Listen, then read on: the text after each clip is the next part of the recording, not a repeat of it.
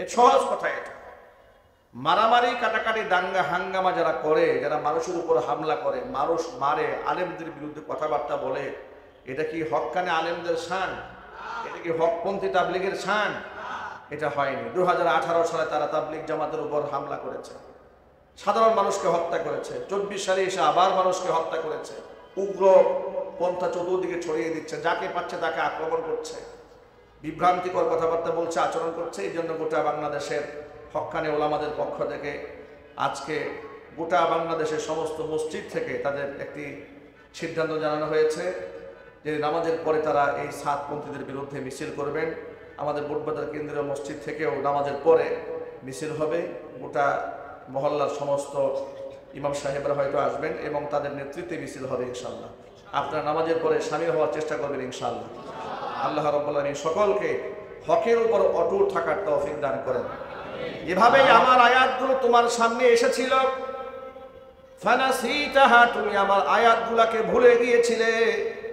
এক কান দিয়ে শুনে আরেক কান দিয়ে বের করে দিয়েছিলে। যেভাবে আমার আয়াতকে অবজ্ঞা করেছিলে, তুমি তুচ্ছতাচ্ছিল্য করেছিলে, শুনেও না শোনার ভান যেভাবে করেছিলে, ভুলে যাওয়ার অভিনয় করেছিলে। ওয়াকাযালিকাল ইয়াউমা তুনসা, আজকে ঠিক তোমাকে সেইভাবেই ভুলে যাওয়া হবে। নাউযুবিল্লাহ পড়েন। ভাইরা, আপনার বিরুদ্ধে যদি মামলা হয়, সেই মামলা যদি ম্যাজিস্ট্রেট কোর্টে জামিন না হয়, আপনি যাবেন জজ কোর্টে। জজ কোর্টে না হলে আপনি যাবেন হাইকোর্ট, সুপ্রিম কোর্টে, হাইকোর্টে যাবেন, সেখানে না হলে সুপ্রিম কোর্টে যাবেন। এরপর তো আর কোনো যাওয়ার জায়গা থাকে না। আপনি ছোটখাটো অন্যায় করেছেন, কিয়ামতের দিন একজন আলেম আপনার জন্য সুপারিশ করবে। আলেমের সুপারিশ কাজ হয় নাই। নবী করিম সাল্লাল্লাহু আলাইহি ওয়াসাল্লাম সুপারিশ করলেন, হুজুর সুপারিশ করেছেন, আল্লাহ পাক সুপারিশ মঞ্জুর করে নেবেন। যদি আল্লাহ এবং তার রাসূল যদি কোনো ব্যক্তি থেকে মুখ ফিরায় নিয়ে বলে যে ফাল ইয়াউমা, আজকের এই দিনের তোকে ভুলে গেলাম, তোকে আমরা কেউ চিনি না, তাহলে তার মুক্তির আর কোনো রাস্তা থাকবে? কার ব্যাপারে এই ভয়ঙ্কর উক্তি কোরআনে এসছে? যে ব্যক্তি আল্লাহর কোরআন থেকে মুখ ফিরিয়ে নেবে, সেই ব্যক্তির ব্যাপারে শক্ত কথা এসেছে। কিয়ামতের দিন স্বয়ং আল্লাহ তাআলা ওই ব্যক্তি থেকে মুখ ফিরিয়ে নেবেন। আর আল্লাহ যে ব্যক্তি থেকে মুখ ফিরিয়ে নেবেন, তার মুক্তির আর কোনো রাস্তা বাকি থাকবে না। এই জন্য কোনো ক্রমে আল্লাহর কালাম থেকে মুখ ফিরিয়ে নেওয়া যাবে না। নবী করিম সাল্লাল্লাহু আলাইহি ওয়াসাল্লাম মুখ ফিরিয়ে নেবেন বেদাত পণ্ডিতদের কাছ থেকে। পৃথিবীতে কত মানুষের কত রকম চেহারা আছে। কিয়ামতে কিছু মানুষের চেহারা হাস্যোজ্জ্বল সুন্দর হয়ে যাবে, আবার কিছু মানুষের চেহারা কুৎসিত বর্ণ কালো হয়ে যাবে। ইয়াউমা তাবিয়াদ্দু ওয়ুজুহু ওয়া তাসওয়াদ্দু ওয়ুজুহ। আল্লাহর হাবিব সাল্লাল্লাহু আলাইহি ওয়াসাল্লাম আয়াতের ব্যাখ্যায় বলেছেন, রাইসুল মুফাসসিরিন ইবনে আব্বাস রাদিয়াল্লাহু তাআলা আনহু থেকে বর্ণিত, তিনি বলেন, আইয়াউমা তাবিয়াদ্দু ওয়ুজুহু আহলিস সুন্নাহ ওয়াল জামাআহ। যে ব্যক্তি প্রকৃত আহলুস সুন্নাহ ওয়াল জামাতের অনুসারী, আল্লাহ পাক ওই সমস্ত ব্যক্তিদের চেহারা হাস্যোজ্জ্বল বানায় দেবেন। ওয়া তাসওয়াদ্দু ওয়ুজুহু আহলিল বিদআহ। যে সমস্ত লোকেরা বেদাত কর্মের সাথে জড়িত আছে, ওই সমস্ত ব্যক্তিদের চেহারা কুৎসিত বর্ণ কালো হয়ে যাবে। চিৎকার দিয়ে বলেন নাউযুবিল্লাহি মিন যালিক। তাহলে কোরআনে কারীমের আয়াত হাদিস প্রেক্ষাপটে দুইটা তথ্য আমরা আবিষ্কার করতে সক্ষম হলাম। এক হচ্ছে, যারা কোরআন থেকে মুখ ফিরিয়ে নেবে, আল্লাহ পাক তাদের থেকে মুখ ফিরিয়ে নেবেন হাসরের মাঠে। যারা বেদাত কর্মকাণ্ড করবে, তাদের চেহারা কুৎসিত বর্ণ রূপ ধারণ করবে। হাউজে কাউসার পানি বন্টন করার সময় আল্লাহ নবী সাল্লাল্লাহু আলাইহি ওয়াসাল্লাম সকলকে পানি পান করাচ্ছেন। এমন সময় কিছু লোকেরা সামনে আসবে পানি পান করার জন্য। ফেরেশতা এসে বলবে, হে রাসূল, এদেরকে পানি পান করায়েন না। হুজুর বলবেন, কেন? এরা তো আমার উম্মত। ফেরেশতারা তখন বলবে, এরা আপনার উম্মত বটে, কিন্তু আপনার ইন্তেকালের পরে এরা আপনার ধর্মকে বিকৃত করে দিয়েছিলেন। তখন আল্লাহ নবী এটা থেকে মুখ ফিরে নিয়ে বলবেন, সুহকান সুহকান লিমান গায়্যারা মিন বাদি। আমার ইন্তেকালের পরে আমার ধর্মের মধ্যে যারা বিকৃতি সাধন করেছিল, আমার চোখের সামনে থেকে দূর হয়ে যায়, আমার চোখের সামনে থেকে দূর হয়ে যায়। বেদাত পন্থীদের কাছ থেকে স্বয়ং আল্লাহর নবী মুখ ফিরিয়ে নেবেন, আর কোরআন থেকে যারা মুখ ফিরিয়ে নিয়েছিল, স্বয়ং আল্লাহ পাক তাদের থেকে মুখ ফিরিয়ে নেবেন। এই জন্য এই দুই ধরনের পাপাচার থেকে আল্লাহ তাআলা আমাদের বেঁচে থাকার তৌফিক দান করেন। জোর আওয়াজে বলেন আল্লাহুম্মা আমিন। কোরআনে কারীম থেকে মুখ ফিরিয়ে নেওয়া যাবে না। মুখ ফিরিয়ে নেওয়ার অর্থ হচ্ছে কোরআনে কারীম যা বলেছে সেটা মান্য না করা। মুখ ফিরিয়ে নেওয়ার অর্থ হচ্ছে আলেমদের কথাকে অমান্য করা। মুখ ফিরিয়ে নেওয়ার অর্থ হচ্ছে আলেমরা কোরআন সুন্নাহর যে ব্যাখ্যা করেন সেই ব্যাখ্যা গ্রহণ না করে নিজের মন মতো কোরআন বোঝার চেষ্টা করা। কথা বলতে হবে, ঠিক কিনা বলেন? মনে রাখবেন, উলামায়ে হক্কানি, উলামায়ে রব্বানি তারা কোরআন সুন্নাহর সঠিক ব্যাখ্যা আপনাদের সামনে তুলে ধরেন আপনাদের নাজাত এবং মুক্তির জন্য। পৃথিবীতে এমন কোনো সময় অতিক্রান্ত হবে না যে সময়ে কেউ কোরআনের ভুল ব্যাখ্যা করবে আর সেই ভুল মানুষের কাছ থেকে শুধরে দেওয়ার জন্য কোনো হক্কানি আলেম পৃথিবীতে থাকবে না। এমন কোনো সময় পৃথিবীতে হবে না।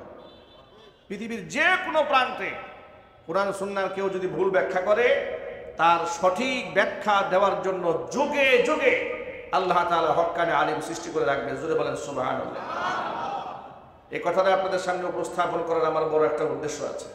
উদ্দেশ্য হচ্ছে এই, নিশ্চয় আপনারা অবগত হয়েছেন মাওলানা সাদ কান্দুলভিকে কেন্দ্র করে তাবলিগ জামাতের মধ্যে যে বিভাজন হয়েছে। কেন বিভাজন হলো? যেই সাদ কান্দুলভির বক্তব্য শোনার জন্য একসময় আলেমরা উদ্বুদ্ধ করে তাবলিগ জামাতে লোক পাঠাতেন, সে আলেমরা এখানে তার বিরুদ্ধে মুখ খুললেন। আলেমদের সার্থকতা কি এখানে? আলেমদের সার্থকতা এটাই যে আলেমরা হচ্ছে দ্বীনের হামেল, ইয়াহমিলু হাদাল ইলমা মিন কুল্লি খালফিন উদুলু ইয়ানফুনা আনহু তাহরিফাল গালিন ওয়া ইনতিহালাল মুবতিলিন ওয়া তা'যীরাল জাহিলিন। যদি এই দুনিয়াতে কেউ কোরআন সুন্নাহর ভুল ব্যাখ্যা করে ওলামায়ে কেরাম তা শুধরাই দেবে। কোন বাতিল পন্থীরা যদি এর অপব্যাখ্যা করে অপব্যাখ্যাকে মোকাবেলা করবে। যদি কেউ এটাকে মিটিয়ে দিতে চায় ওলামায়ে কেরাম তা জিন্দা করবে। চিৎকার দেখুন সুবহানাল্লাহ। মাওলানা সাদ কান্দুলভি যখন আহলুস সুন্নাহ ওয়াল জামাতের আকীদা বিরুদ্ধ কথাবার্তা বলেছে, কোরআন সুন্নাহর ভুল ব্যাখ্যা যাদের সামনে উপস্থাপন করেছে, গোটা দুনিয়ার মুহাক্কিক উলামারা তাকে ফিরে আসার আহ্বান জানিয়েছে। তিনি ফিরে আসেন নাই। তখন তাকে ফতোয়া বোর্ড থেকে ফতোয়া দেওয়া হয়েছে, হাটাজারি মাদ্রাসা থেকে ফতোয়া দেওয়া হয়েছে, জামিয়া রহমানিয়া মাদ্রাসা থেকে ফতোয়া দেওয়া হয়েছে। সবচেয়ে বড় কথা, দারুল উলুম দেওবন্দ থেকে তার বিরুদ্ধে ফতোয়া দেওয়া হয়েছে। তার কাছ থেকে ইলম গ্রহণ করা নিরাপদ নয়। তিনি বিভ্রান্ত হয়েছেন, তাকে যারা অনুসরণ করে তারাও বিভ্রান্ত। এই পরিষ্কার ফতোয়া আসার পরে কোনো মুসলমানের উচিত হবে না যে ওই বিভ্রান্ত দলের কাতারে সামিল হওয়া। এমনকি উলামায়ে হক্কানি এই কথাও বলেছেন, যখন হক্কানি উলামাদের ঐক্যবদ্ধ ফতোয়া এসেছে তিনি ভুলের উপরে আছেন, এটা জানার পরেও যদি কোনো ব্যক্তি তাকে অনুসরণ করেন তাহলে তিনি জান্নাতের পথে পরিচালিত হবেন না, তিনি জাহান্নামীদের পথে পরিচালিত হবেন। আর ওরা যে হক থেকে বিচ্যুত তার তো অজস্র প্রমাণ আমাদের সাথে সামনে অভাব নাই। কথা বলেন না ভাই, ঠিক কিনা বলেন? মারামারি, কাটাকাটি, দাঙ্গা হাঙ্গামা যারা এগুলা করে তারা কি ইসলামের আদর্শ লোক হতে পারে? এই সহজ কথা। এটা মারামারি, কাটাকাটি, দাঙ্গা হাঙ্গামা যারা করে, যারা মানুষের উপর হামলা করে, মানুষ মারে, আলেমদের বিরুদ্ধে কথাবার্তা বলে, এটা কি হক্কানি আলেমদের শান? এটা কি হকপন্থী তাবলিগের শান? এটা হয়নি। 2018 সালে তারা তাবলিগ জামাতের উপর হামলা করেছে, সাধারণ মানুষকে হত্যা করেছে। 24 সালে এসে আবার মানুষকে হত্যা করেছে। উগ্র পন্থা চতুর্দিকে ছড়িয়ে দিচ্ছে, যাকে পাচ্ছে তাকে আক্রমণ করছে, বিভ্রান্তিকর কথাবার্তা বলছে, আচরণ করছে। এই জন্য গোটা বাংলাদেশের হক্কানি ওলামাদের পক্ষ থেকে আজকে গোটা বাংলাদেশের সমস্ত মসজিদ থেকে তাদের একটি সিদ্ধান্ত জানানো হয়েছে যে নামাজের পরে তারা এই সাতপন্থীদের বিরুদ্ধে মিছিল করবেন। আমাদের বুটবাজার কেন্দ্রীয় মসজিদ থেকেও নামাজের পরে মিছিল হবে। গোটা মহল্লার সমস্ত ইমাম সাহেবরা হয়তো আসবেন এবং তাদের নেতৃত্বে মিছিল হবে ইনশাআল্লাহ। আপনারা নামাজের পরে শামিল হওয়ার চেষ্টা করবেন ইনশাআল্লাহ। আল্লাহ রাব্বুল আলামিন সকলকে হকের উপর অটুট থাকার তৌফিক দান করেন। আর আমার জন্য খাস করে আপনারা দোয়া করবেন। শারীরিকভাবে প্রায় এক সপ্তাহ ধরে খুবই অসুস্থ, প্রচণ্ড জার্নি, প্রচণ্ড প্রোগ্রামের চাপের কারণে বিশ্রাম নেওয়ার মতো কোনো সুযোগ হচ্ছে না। কোনো মাহফিল তো আর ক্যান্সেল করা যাচ্ছে না। 1 বছর আগে 6 মাস আগে ডেট নেওয়া, ক্যান্সেল করলে পুরো এলাকা বদনাম হয়ে যায়। এই জন্য যেতে হচ্ছে চাপে পড়ে। দোয়া করবেন আল্লাহ রাব্বুল আলামিন যেন খুব দ্রুত শেফা দান করেন। সকলে বলেন আল্লাহুম্মা আমিন। আপনারা জেনে শুনে খুশি হবেন আলহামদুলিল্লাহ। সবাই বলেন আলহামদুলিল্লাহ। আমাদের মসজিদ কমিটি সিদ্ধান্ত নিয়েছে, মোতাওয়াল্লি পরিবার সিদ্ধান্ত নিয়েছে আমাদের মসজিদটা এসির আওতাভুক্ত করার জন্য। এত আস্তে আলহামদুলিল্লাহ বললেন। আগামী গরমের আগে যেন আমরা এসিটা করতে পারি। আমরা সম্মিলিত চেষ্টা করলে কি এটা সম্ভব না অসম্ভব? এসি হোক, এটা চান না আপনারা? মসজিদটা এসির আওতাভুক্ত হোক, এটা কি আপনারা চান? কারা কারা চান মন থেকে?